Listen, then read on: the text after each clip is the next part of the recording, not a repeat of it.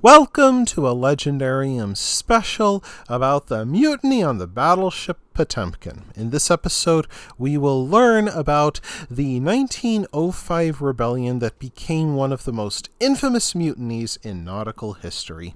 During the year 1905, a failed war with Japan and economic hardship at home led to strikes in cities across the Russian Empire. By June, the spirit of revolution began to spread to the Black Sea Fleet. The Potemkin, a new Black Sea battleship commissioned in 1903 with a crew of 800, proved an unhappy ship, led by aristocratic officers who used their fists to enforce discipline among a crew of peasant conscripts. One of the Potemkin's lead radicals became Afanasy Matyushenko, a quartermaster known for railing against the brutal discipline of Navy life. In early June 1905, he and Grigory Vakulenchuk plotted a fleet-wide mutiny against the officers. After they commandeered every ship in the Black Sea Fleet, the conspirators would enlist the peasants in a national revolt that would sweep Nicholas II from the throne. At sea on June 14th, however, the cooks unknowingly set off the mutiny ahead of schedule. They complained that maggots filled the meat meant for the men's borscht. The ship's doctor insisted that the meat contained only flies' eggs and would be fit to eat. Of course, by the time the cooks put the meat into the borscht, it squirmed with maggots. When lunch came and Potemkin's crew refused to eat from the vats of borscht, Captain Jenny Golikov lined them up on the deck. He and First Officer Hippolyte Gilyurovsky rightly suspected that the protest involved revolutionary factions lurking in the bowels of the Potemkin. After threatening the men with death, Golikov gave a simple order: "Whoever wants to eat the borscht, step forward." Many sailors obeyed, but the hardliners still refused. When Golikov called out the ship's marines, a sign that he readied a firing squad, a few conspirators took cover at a nearby gun turret. Matyushenko shouted, "Enough of Golikov drinking our blood! Grab rifles! Take over the ship!" Before the officers could react, Matyushenko, Vakulenchuk, and a few others ran to the arsenal, and a firefight erupted on the deck. First Officer Gilyurovsky killed Vakulenchuk, but the mutineers gunned him and several other officers down. As the battle raged, Potemkin's stunned officers found that very few of the ship's marines and sailors would bother to help them. Matyushenko's men fanned out across the ship and seized both the Potemkin and the Ismail, a small torpedo boat that served as her escort ship, within 30 minutes. The mutineers finally found Captain Golikov hiding in a stateroom and shot him dead, along with the doctor and several other officers. With that, the Potemkin hoisted the red flag of revolution, and a People's Committee headed by Matyushenko took over. Unfortunately, the planned fleet-wide mutiny would not unfold for another week, yet Matyushenko intended to press on. He said, "All of Russia is waiting to rise and throw off the chains of slavery. The great day is near." As her first order of business, the committee set course for Odessa, a Black Sea port where strikers had fought the police in bloody street battles for more than a week.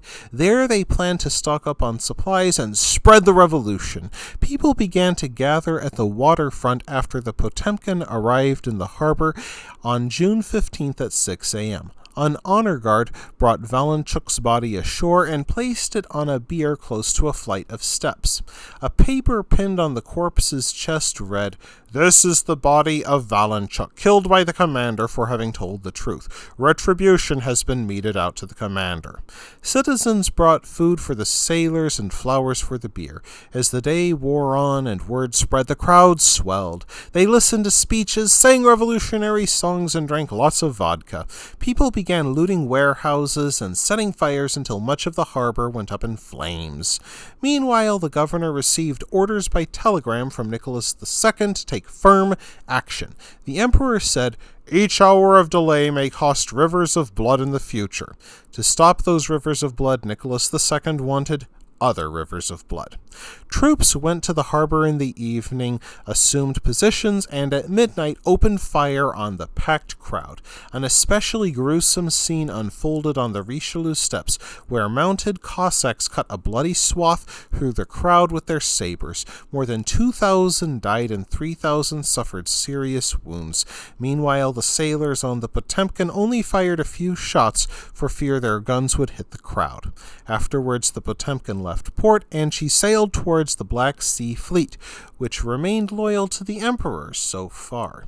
Yet when the Potemkin drew near, the 11 vessels of the imperial fleet did not open fire, mostly because the admirals doubted their own sailors' loyalty. One of the battleships indeed defected from the fleet and joined the Potemkin mutineers.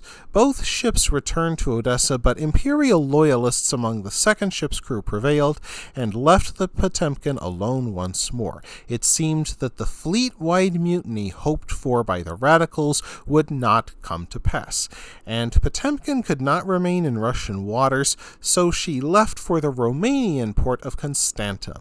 There she hoped to take on badly needed food and fuel. However, the Romanians refused to provide the ship with supplies, so it set out for another port at Feodosia. There the authorities again refused to take them in. Nicholas II wrote in his diary that day, "Let us hope for God's sakes that this difficult and shameful story is over." When the Potemkin finally returned to Romania, the sailors offered to turn their ship over to Romania in exchange for asylum. And once Romania returned the Potemkin to Russia, the imperial fleet renamed her the Pantaleimon after an Orthodox saint.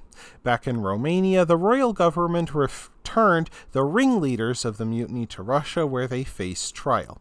Most of the sailors would only return home after February 1917.